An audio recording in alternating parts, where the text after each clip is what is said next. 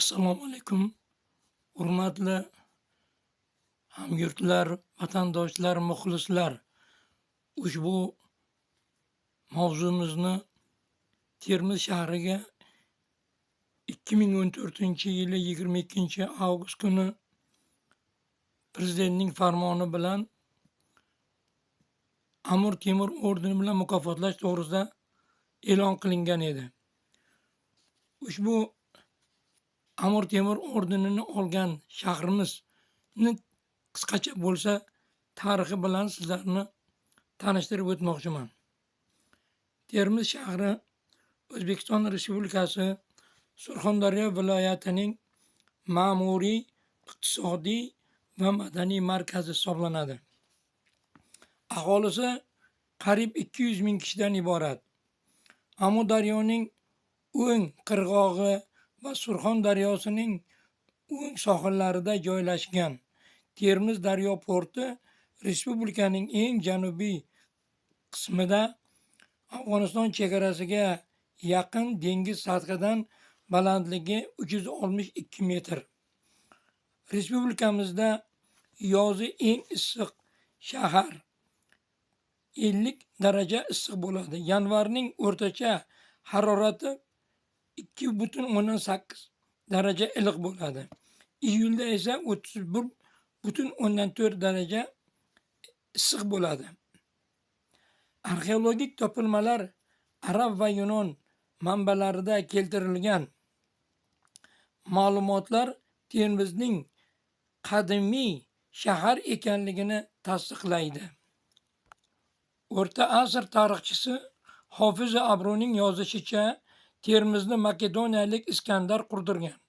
Shahar nomi Taramastxa Bog'tar tilida narigi sohildagi manzil so'zidan olingan bo'lib, asrlar davomida turlicha nomlanib kelgan.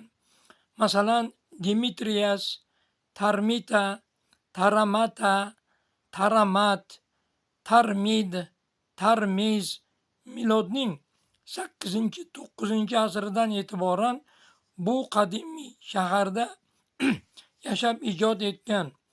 Milodning 749-872 yillarida yashab o'tgan Abu Abdulloh Muhammad ibn Ali ibn Husayn ibn Bashir al-Hakim at-Termiziy o'zlarini shu qadimiy shahardan ekanliklarini izohlab, Termiziy taxallusini qo'llaganlar.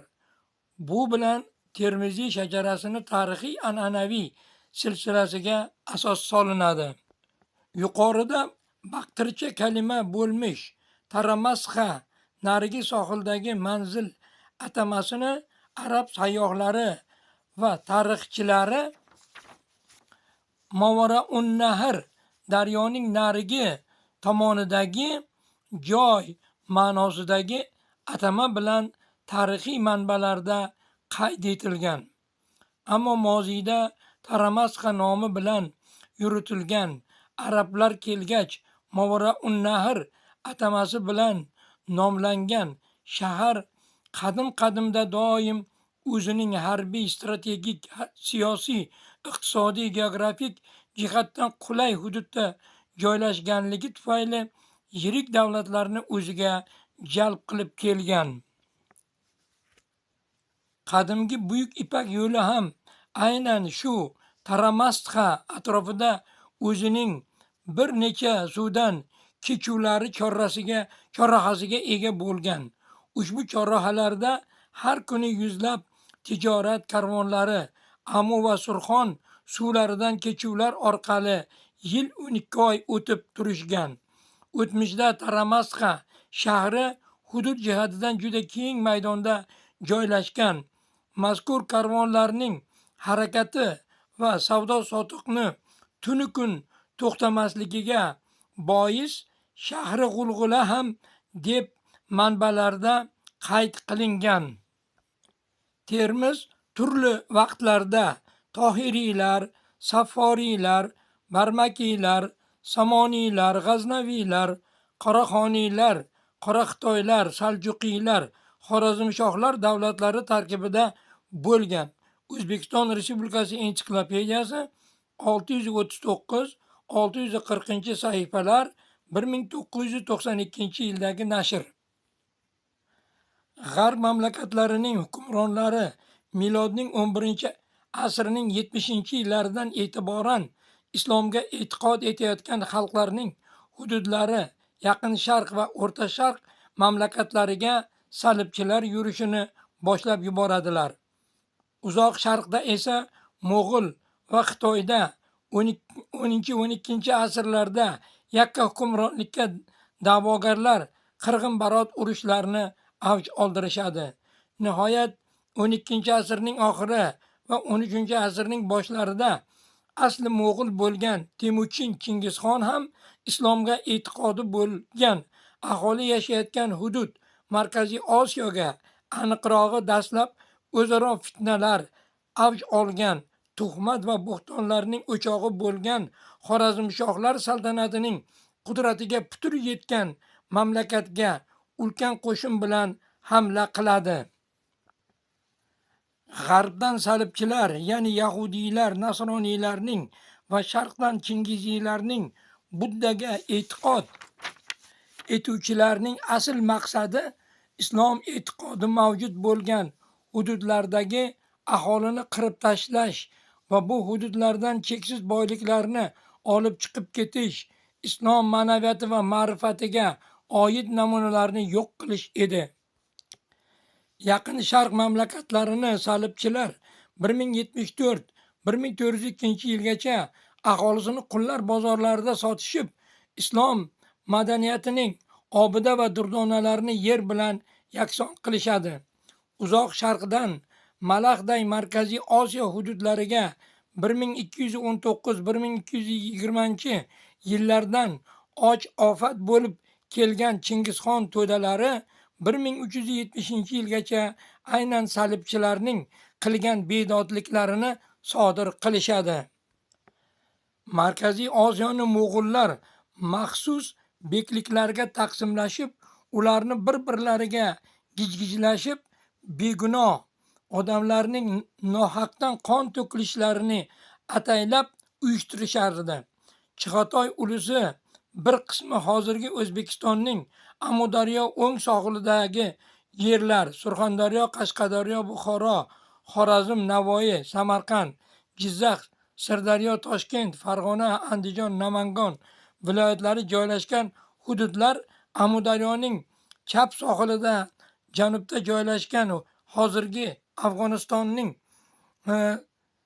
Balx, Qunduz, Samangon, Badaxshon, Jovuzjon, Bodg'is, Foryob, Andxo'y, Xulum, Hirot, Qandahor, G'azna, Nimro'z, Hilmand, Seyiston viloyatlari hududlari Chig'atoy ulusi tarkibiga kirar edi. Markaziy Osiyoda yashayotgan xalq Mo'g'ul istibdodida nihoyatda tinkasi qurgan edi. Gohida Mo'g'ullarga qarshi ko'tarilgan norozilik isyonlari mahalliylardan Mo'g'ullarga yollanganlarning qo'li bilan bostirilardi. 1336-yilgi Xo'jandda bo'lgan isyonni Sulton Halil, isyon ko'targan shaxs termizlik saydlar avlodidan bo'lgan Abu al-Maolini qatl etadi. Ana shu tarixiy shaxs, ya'ni termizlik saydlar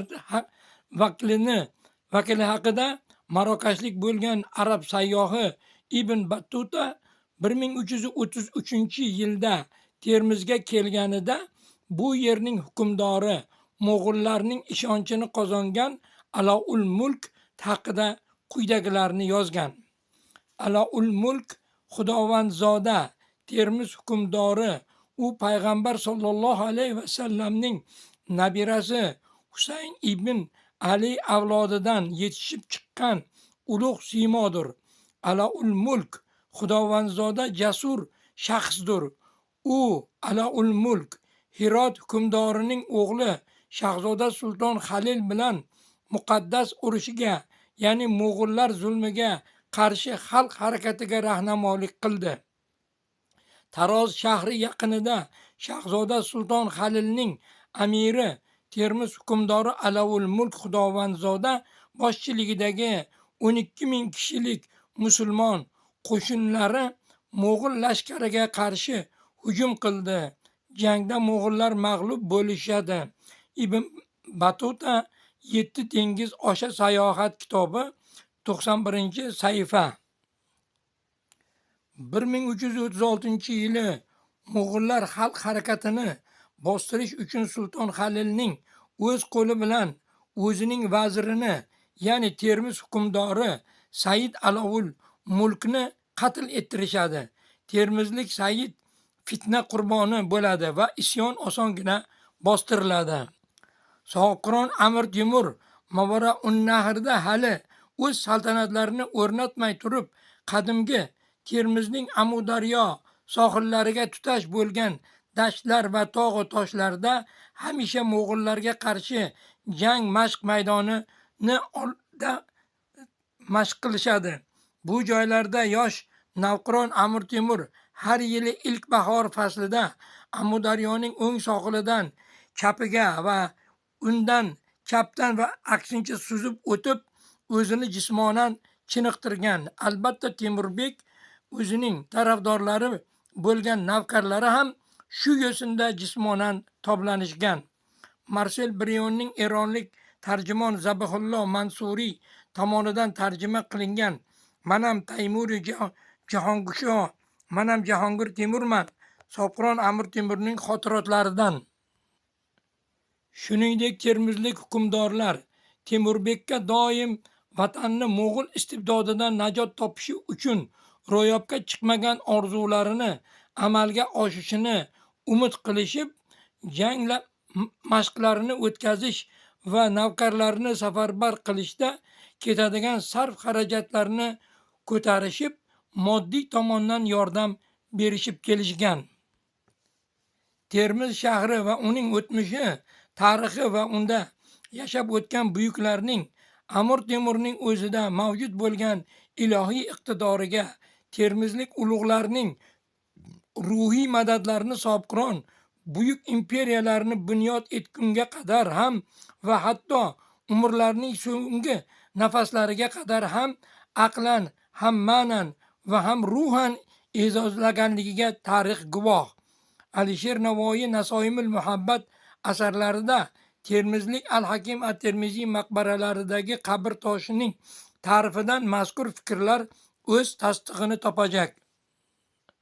1363-yili Amudaryo sohilida joylashgan qadimgi, ya'ni Chig'atoy ulusining qoq markazida Termiz hududiga mansub daryo o'rtasidagi Orol payg'ambarda bo'lib o'tgan vatan ozodligi uchun mo'g'ullarga qarshi rejalashtirilgan ilk jang ham, ilk g'alaba ham Amir Temurga muzaffarlikni in'om etdi.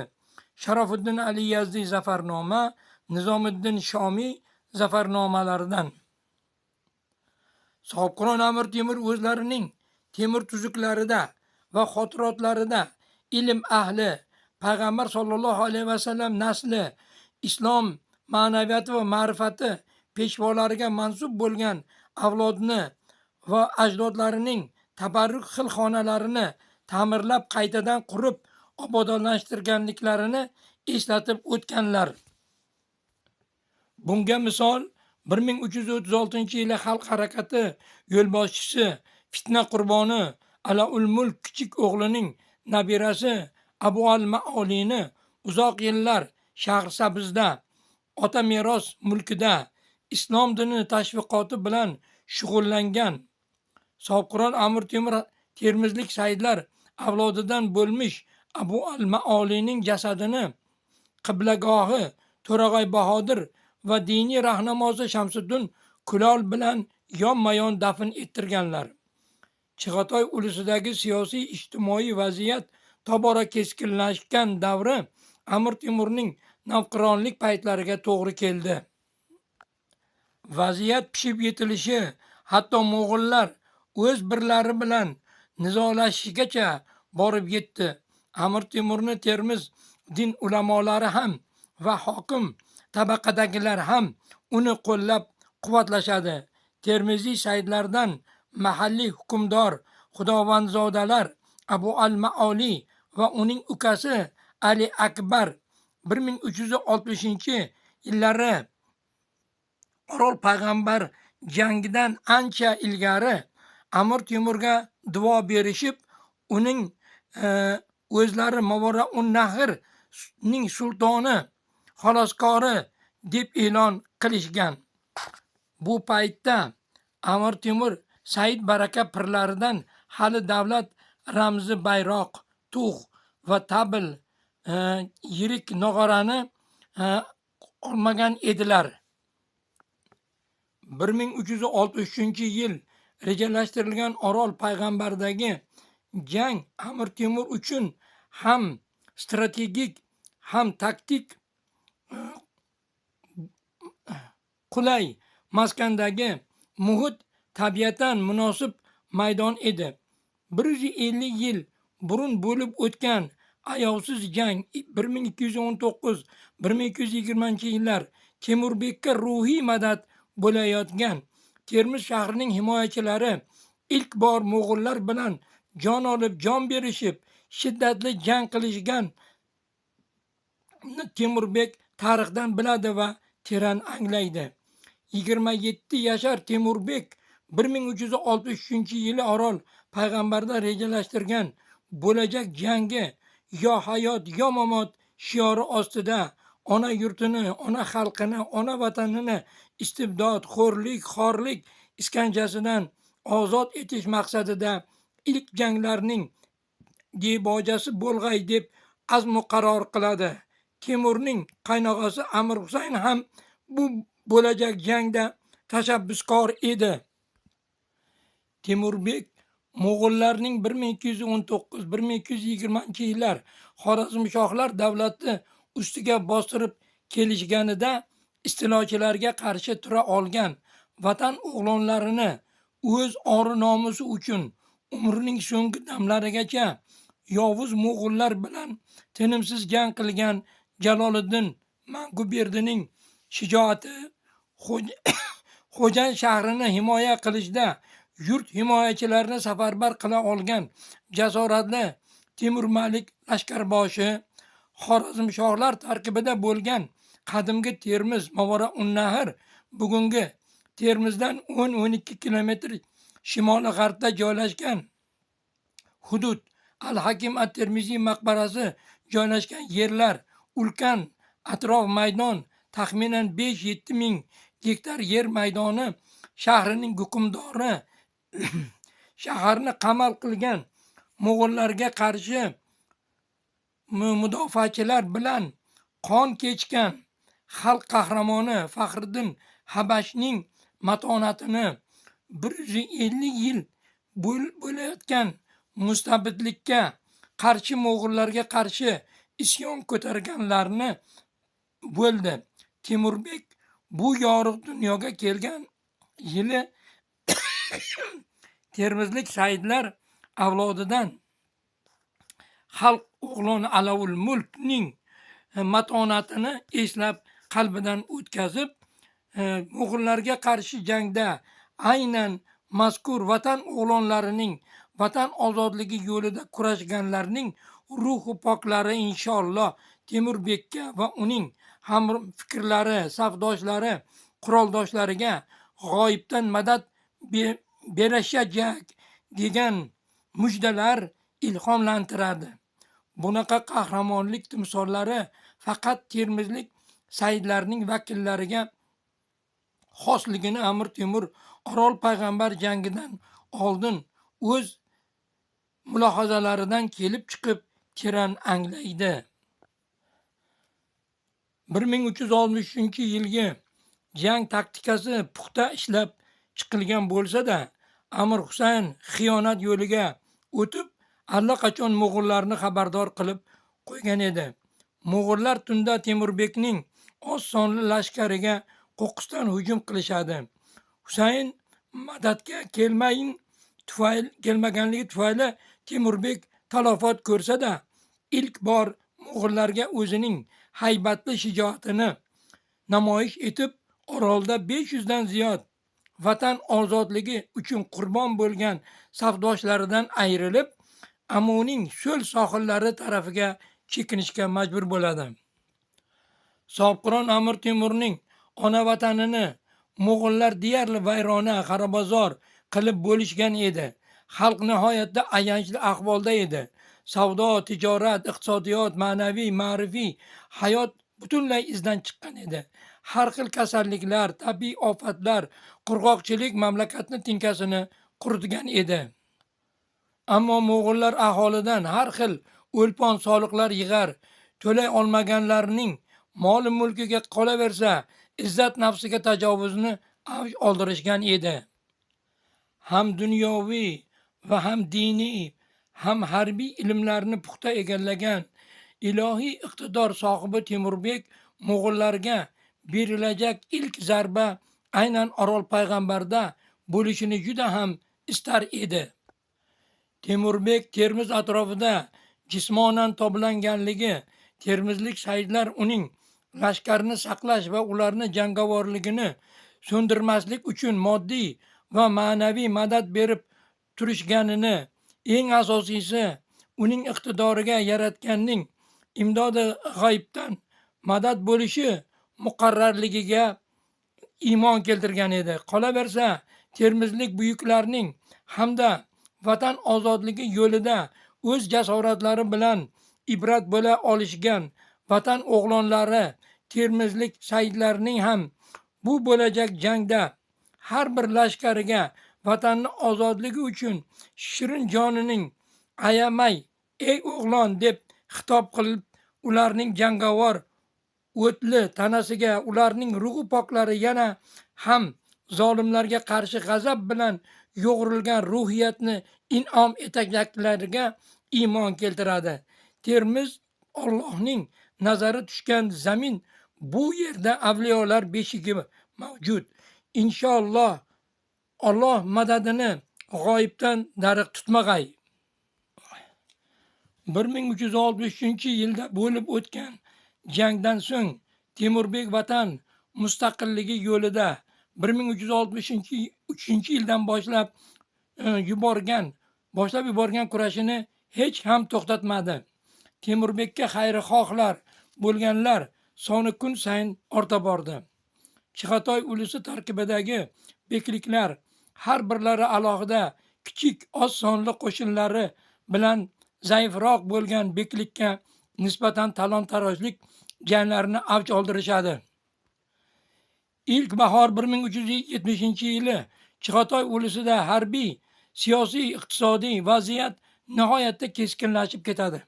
Amir Temur ulusdagi barcha bekliklarni ulusning oliy organi qurultoyiga yig'ilishlariga da'vat etadi. Qurultoyga qadar Temurbek o'zining orzu irodasiga sheriklik bildirgan 7-10 bekliklarni yagona maqsadni ko'zlab tarafdorlari bilan Chig'atoy ulusining ikkinchi yirik markazi Balxga ravona bo'ladi. 1370-yili Temurbek o'zining qo'shini va tarafdorlari beklar bilan qadimgi Termiz yaqinida Bo'yo mavzei yonida Anxo'ylik, ya'ni termizlik shahidlar bilan qarindosh bo'lgan Said Baraka hazratlaridan davlat ramzlari tug', bayroq, tabl, yirik nog'orani vatan ozodligi uchun qurultoyda e'lon qilinajak davlat Mavaraun Nahrni qayta bunyod etilishida yaratgan madad berilishini so'rab Alloh taoloning muborak kalomlaridan qiroatlar qilinib 1399-yilgacha pirlari bo'lgan Said Baraka hazratlaridan hamda ushbu holatni guvohi bo'lib turganlardan duo oladi. Mazkur qurultoy 1370-yil 10-aprel kuni Balxda bo'lib o'tadi. Ko'pchilik beklar Amir Temurni yangi mustaqil bo'lishiga intilayotgan Mavaraun Nahr davlatining sultoni deb e'lon qilishadi. Sohibqironning muborak boshlariga sultonlik toji qo'yilib, sultonlik taxtiga o'tirg'izishadi. Sohibqiron Amir Temur sultoni Mavaraun Nahrda 1370-1385-yillarda mamlakatni ham siyosiy, iqtisodiy, ijtimoiy, ma'naviy, ma'rifiy, madaniy sohalarda islohotlar, bunyodkorlik, obodonlashtirishni amalga oshiradilar. Shuningdek, ichki va tashqi g'animlardan yosh davlat va mamlakatni himoya qila boshlaydilar. Sovqiron Amir Temur hazratlari Mavara-un-Nahr buyuklarining ham xilxonalarini vayronalardan qayta tiklash, ya'ni otalari Bahodir To'rag'ayning 10 yoshli Temurga vasiyatlari asosiga hayotga tatbiq etadilar. Mavara-un-Nahrdagi aziz avliyolarning peshvosi Amir Temurning pirlarining Uvaysiy murabbiysi, Termiziylar silsilasining bosh bo'g'ini Al-Hakim at-Termiziy maqbaralarini, Termizdagi Sulton Saodat Saidlarning ilohiy hujjati, termizlik Saidlarning avlodiga mansub maqbaralar majmuasi, Termizdagi Koqildor ota xonaqoh maqbarasi, mamlakatdagi boshqa ziyoratgohlar kabi ta'mirlanadi va obod etiladi. Mavara-un-Nahrdagi shaharlar orasida, ya'ni Xorazmshohlar saltanatiga mansub bo'lgan shaharlardan mo'g'ullar bilan shiddatli jang qilib, Al-Hakim at-Termiziyning mo'jazgina maqbarasidan o'ziga boshqa barcha imoratlar, inshootlar, uy-joylar aholisi 7 yoshdan 70 yoshgacha barcha tirik jonlari ayovsiz ravishda tig' bilan to'kilgan qizil qonlari Amu daryosining suvini lolarang bo'lib oqishiga sababchi bo'ladi. O'z ona shaharlarini dushmandan himoya qilib, o'z jonlarini fido qilgan qadimgi Taramasxa, Termiz arablar hukmdorligi yillaridagi Mavara-un-Nahr shahri, shuningdek Amir Temur bunyod etgan Mavara-un-Nahr davlatining shahri Termizning tarixiy sha'niga xos va mos tarzda farmoniy oliy asosida oltindan pul tanga zarb etiladi. Sovqiron Amir Temur o'zlarining ulkan imperiyalarida hukmronlik yillarida 1370-1405-yillargacha Termiz shahridan o'zga boshqa biror shahar sha'ni uchun oltindan pul zarb ettirmaganlar. Surxon tongi 5-sahifa 2007-yil 19-iyul. Termiz Eronlar shahri maqolasi yulduzchalar bilan belgilangan qismlari ilova etiladi. Viloyatimiz hududi yuqorida zikr etganimizdek, Sovqiron Amir Temur hazratlarining umr zar varaqlarida va xotirotlarida shunchalik muhrlaganki, u zoti bobarakot 1363-yili Orol payg'ambarda bo'lib o'tgan jangdan so'ng o'zlari bilan 500 safdoshlarining muborak qonlari to'kilgan tuproqdan bir siqimini doimo o'zlari bilan olib yurganlar. Pirlari Said Baraka, bu hamyoningizda nima bor? Uni hech ham tark etmaysiz. Uni mudom o'zingiz bilan olib yurursiz. Agar sir bo'lmasa, ayta qolsangiz olampanoh, deb so'raydilar. Hazratim, muhtaram pirim, agar bilishni istasangiz, ushbu hamyondagi narsa oltin emas, javohir emas, olmos emas, ulardan-da qimmatli va bebaho bo'lgan bu hamyonimda ona vatanimning qalbi Orol payg'ambarda g'animlar tig'idan shahid bo'lgan safdoshlarim qonlari qorishigan muborak va tabarruk aziz hech bir davlat boyligiga tengi barobar bo'lmagan bir hovuch tuproqdir deganlar. Sovqiron Amir Temur hazratlari Termizga 3 bor kelganlar deb muarrixlar, tarixchilar o'zlarining asarlarida zikr qilishgan. Ammo Sovqiron Amir Temur doim Termizni sharifni va unda tug'ilib, voyaga yetib, ijod etib, dunyoga mashhur bo'lganlarning eng ulug'i, aynan shu shaharda abadiy uyquda bo'lganlarning ruhi poklarini hurmat qilib, ziyorat etib, ulardan ilohiy ruhiy madad olib, yirik harbiy yurishlarga chiqqanlar. Birinchi bor 3 yillik yurish, ikkinchi 5 yillik yurish, uchinchi 7 yillik yurish. Har bir yurishlar tarixchilar aynan ana shu 3 ta harbiy yurishlar haqida fikr yuritganlar deb o'ylashimiz mumkin. Termiziy Sharifning dunyodagi boshqa shahri shariflar tarixidan, sha'ni sharafidan hech kami yo'q shahardir. Jug'rofiy hududiy makoni moziydan hozirga qadar ko'plab qudratli davlatlarning diqqat e'tiborini o'ziga jalb qilib kelgan. Negaki yilning 300 kuni quyoshli kunlar bo'lishidir.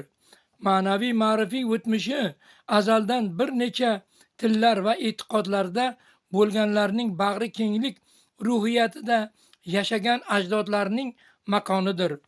Madaniyat bobida jahon sivilizatsiyasining asl beshigini tebratgan shahardir.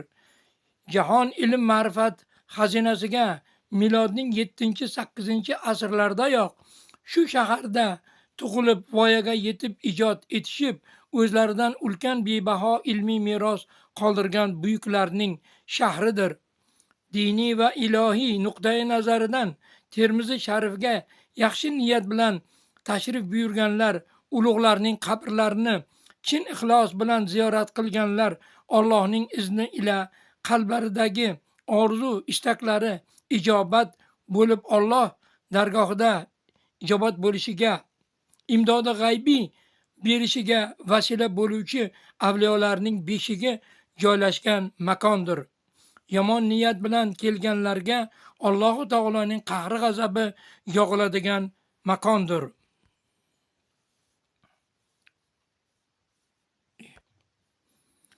Termiziy Sharifga Sobiqron Amir Temur hazratlari tomonidan ko'rsatilgan mehr muhabbat tarixning 14-15 asrlarida hali hech bir hukmdor shahar nomiga emas, o'zining nomi bilan oltindan pul zarb ettirgan. Ammo Sobiqron Amir Temur aynan Termiziy Sharifning sha'niga asrlar osha doim shaharni ko'zga ko'rinmas ilohiy qo'riqchilar, lashkarlar qo'riqlashini Allohdan so'rab turuvchi avliyolarning ruhi poklari esa shahar himoyachilariga jur'at va jasoratda in'om etishgan. Qur'onil Karim Tavba surasi 26-oyat karima. Shuning uchun ham bu shaharga nisbatan Sobiqronning hurmatlari yuksak bo'lgan. 2001-yili 11-sentyabrda AQShda yuz bergan mudhish fojia jahonni larzaga keltirdi. Termiz Eronlar shahri maqolasi oxirgi kolonkada Strak Douglasning aytganlari.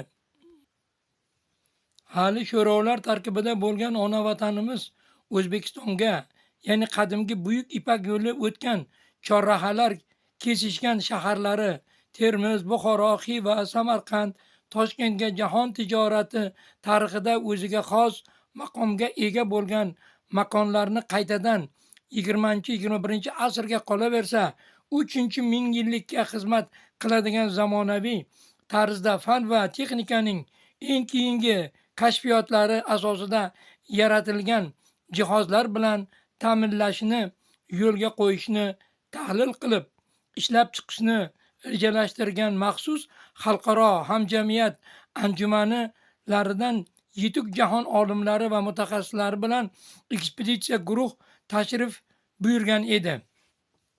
Mazkur guruh a'zolari bizning qadimgi shaharlarimizni ko'rib chiqishib, bu shaharlar hali ham o'zining mohiyatlari bilan qadimgi buyuk Ipak yo'lining qaytadan tiklanishiga gap so'zsiz xizmat qila olajak deb o'z e'tiroflarini bayon etishdi. 20-asrning oxirgi 10 yilligida jahon bo'ylab ulkan voqealar sodir bo'ldi. Buning bizning ona shahrimiz Amir Temur ordeni sohibi Termiz Sharif ona vatanimizning janubiy darvozasi bo'lib, haqiqatdan buyuk Ipak yo'lining kelgusida dunyo mamlakatlariga va xalqlariga asrlar osha xizmat qilish uchun davlatimiz rahbariyati tomonidan keng qamrovli islohot va yangiliklar amalga oshirilmoqda. Bu ordenni 2014-yili 23-noyabr kuni Termiz shahriga Toshkentdan kelib rahbarlar topshirishdi. Yaqinda Tojikistonning poytaxti Dushanbe shahrida Shanxay hamkorlik tashkilotiga a'zo bo'lgan mamlakatlar rahbarlarining uchrashuvi bo'lib o'tdi. Aynan ana shu uchrashuv jarayonida yurtboshimiz marhum Islom Karimov o'zlarining uzoqni ko'zlab, dono oqil mulohazalari